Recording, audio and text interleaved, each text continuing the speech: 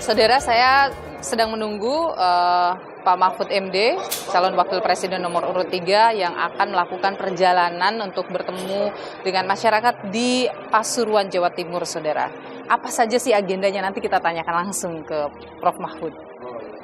Selamat pagi, Prof. Mahfud, apa kabar? Sehat? Ini loh, sehat. Sehat. Sudah sarapan apa hari ini? Wah, macam-macam tadi ada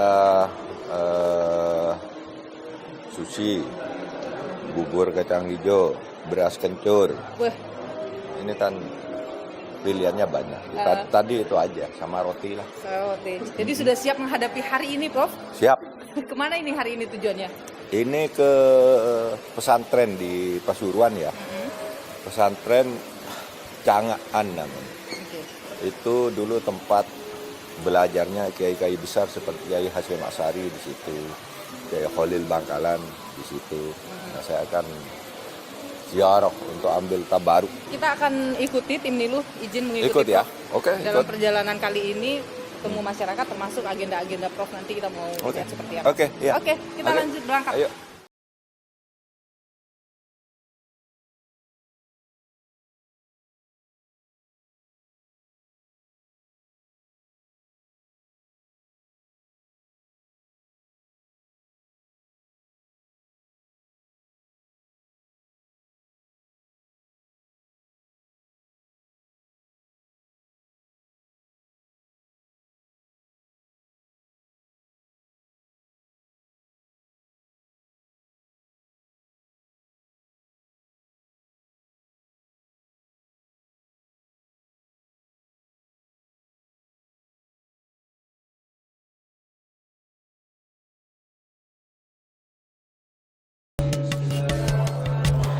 Tradisi Nahdlatul Ulama berziarah ke kuburan orang-orang besar di masa lalu untuk mengambil pelajaran.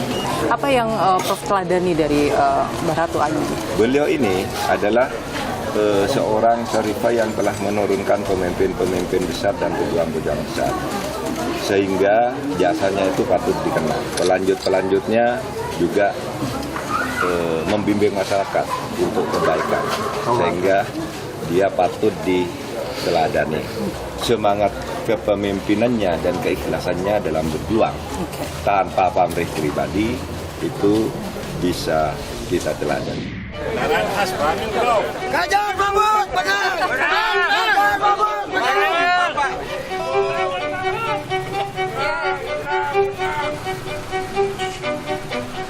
Mana Prof naik? Enak ini kendaraan rakyat yang praktis. Oke. Ini kan harus dilestarikan ya Prof. Iya Mereka dong. sudah mulai punah.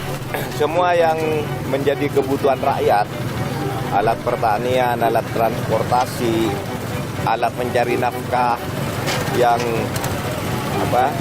menjadi transportasi murah dan dekat, supaya dibina dan dikembangkan. Oke. Kita ini akan perjalanan menuju ke pondok pesantren ya Prof ya? Ya.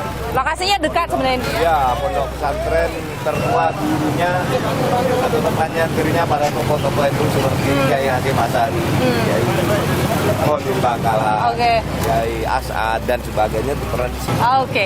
Ini seru sekali. Bersama Prof Mahfud naik becak motor namanya Pak? Ya. Bentor di Pasuruan. Karena kita dilahirkan dari rakyat biasa. Luar biasa. Pak Mahfud adalah cawapres yang paling sederhana.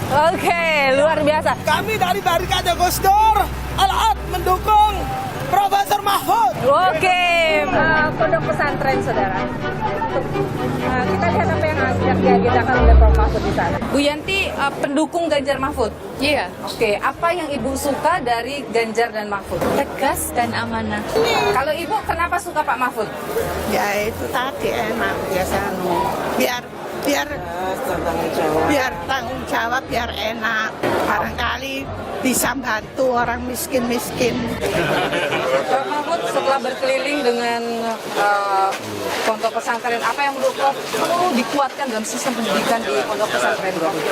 Penguasaan bahasa asing dan jenjang pendidikan harus disesuaikan dengan yang pemerintah punya. Oke, dan itu Kalau akan jenjangnya itu akan menentukan kapasitas, siapa boleh masuk apa, syaratnya apa. Oke, Itu nanti biaran. Dan itu sudah mulai. itu jadi program Ganjar Mahfud ya, Prof ya? Iya.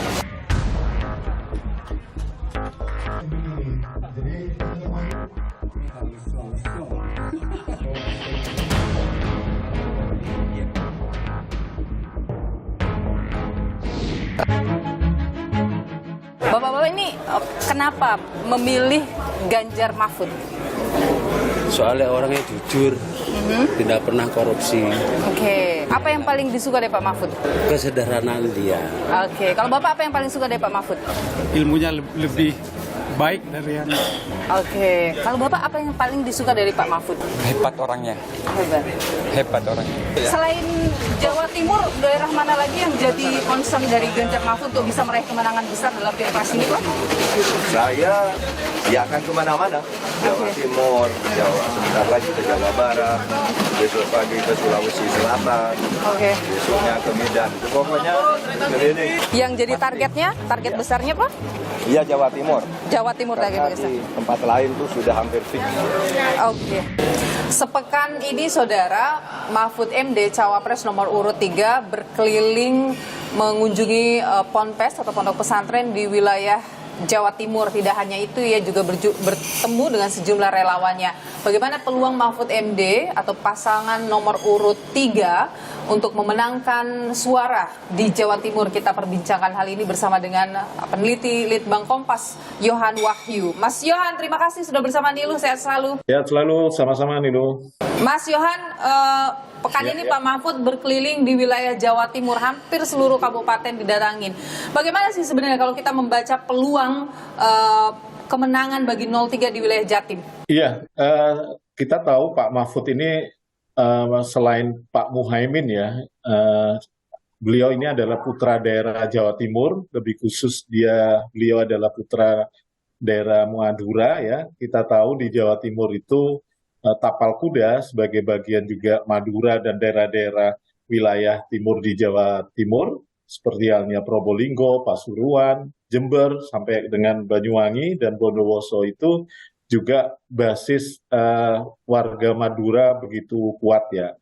Artinya Jawa Timur ini bisa menjadi basis wilayah yang bisa mendulang suara yang cukup tinggi, diharapkan dengan adanya hadirnya Pak Mahfud bagi pasangan Ganjar Mahfud di wilayah Jawa Timur ini. Jadi memang kalau kita lihat di survei Kompas misalnya, wilayah Jawa Timur ini relatif menjadi wilayah yang menjadi pertarungan yang cukup ketat ya dari 3 pasangan calon ya, baik Ganjar Mahfud, Prabowo Gibran maupun Anies Muhaimin. Jadi kenapa menjadi ketat? Karena tidak ada pasangan yang cukup menonjol di wilayah ini, itu yang pertama. Yang kedua wilayah ini yang relatif terbuka gitu ya, meskipun kita tahu basis suara partai kalau kita lihat dari pemilu ke pemilu ini kan relatif berimbang antara pemilih tradisional NU dengan pemilih tradisional dari PDIP ya. Diharapkan dengan sosok Pak Mahfud yang secara sosial kultural dari warga Madura, ini diharapkan mempunyai sisi emosional tersendiri yang bisa menguntungkan secara elektoral. Oke, mungkin tidak suaranya justru berimbang di antara ketiganya, mengingat kita lihat kalau Gubernur Jawa Timur, Khofifah ini secara resmi sudah menyatakan bergabung dengan TKN Prabowo Gibran. Benar, Nilu tadi berkata bisa saja ketiga pasangan ini punya peluang yang sama gitu ya. Artinya pertarungannya ketat, bisa saja kemudian nanti perolehan suaranya bisa seimbang lah 3 pasangan ini dengan hadirnya masing-masing sosok yang bisa mendatangkan efek elektoral di Jawa Timur. Pak Mahfud ini sebenarnya masih lemah di wilayah mana sih, Mas Yohan? Ya kalau kita tahu secara elektoral secara umum sebagai pasangan secara nasional 15,3% sesuai hasil survei Kompas ya. Secara di wilayah Jawa Timur pun juga sebenarnya juga di posisi kedua setelah Prabowo Gibran. Sementara di Madura pun sebenarnya kalau kita lihat meskipun secara sampel tidak begitu representatif, tapi paling tidak Pak Mahfud ini juga tantangannya satu, beliau ini kan meskipun putra asli daerah, secara basis akar rumput, beliau ini kan juga tidak lama di Madura gitu ya. Kalau misalnya lebih lama di Jogja, meskipun beliau satu-satunya sosok Madura, tapi resistensi kalau kita lihat rekam jejak ya resistensi itu ada. Mungkin saja tidak Mahfud MD bisa menang mutlak di Madura. Kalau menang mutlak mungkin tidak mudah gitu ya, karena kita tahu misalnya wilayah Madura itu dari 8 atau 9 kursi, PDIP itu hanya meraih 1 kursi di situ gitu ya, di DPR RI. Yang kedua, hampir dua pasangan ini juga, dua pasangan lainnya sebagai kompetitor, baik Anies Muhaimin maupun Prabowo Gibran juga punya cantolan gitu ya, cantolan jaringan tokoh-tokoh di wilayah Madura yang juga akan berjuang penuh untuk memperjuangkan dua pasangan lainnya ini. Kalau kita lihat jadwal Pak Mahfud selama di Jawa Timur, semuanya ini dia mengunjungi itu pondok pesantren. Apa yang Anda baca di situ? Ya karena basis kultural Pak Mahfud kan pondok ya, sebagai mantan santri, artinya dia mau menghidupkan kembali secara sosial kultural basis-basis pesantren itu sebagai wilayah kantong-kantong suara yang mampu didekatinya. Tapi jangan lupa hal yang sama juga dilakukan oleh pasangan calon lain, terutama Muhaimin ya, dan dengan jaringan NU kulturalnya, karena tentu bicara NU dan pengurus PKB ini kan dua sisi mata uang yang susah dipisahkan. Kalau Bukovifa tentu jaringan muslimat NU-nya yang tentu akan dia kelola dengan baik. Sementara Pak Mahfud ini kan tidak punya cantolan secara organisasi baik di NU maupun di apalagi muslimat ya, tapi dia lebih ke jaringan-jaringan semata kultural di pondok pesantren. Menariknya Jawa Timur itu akan menjadi medan pertarungan, tidak saja belum ada pasangan calon yang dominan, tapi ini juga menjadi medan pertarungan bagi sosok 3 orang sosok representasi atau latar belakang NU yang hadir di Jawa Timur dengan komposisi 3 pasangan calon ini. Baik, terima kasih Mas Yohan Wahyu, peneliti Litbang Kompas sudah berbagi pandangan dan juga perspektif di Nilu. Sehat selalu Mas Yohan. Sehat selalu, terima kasih Nilu.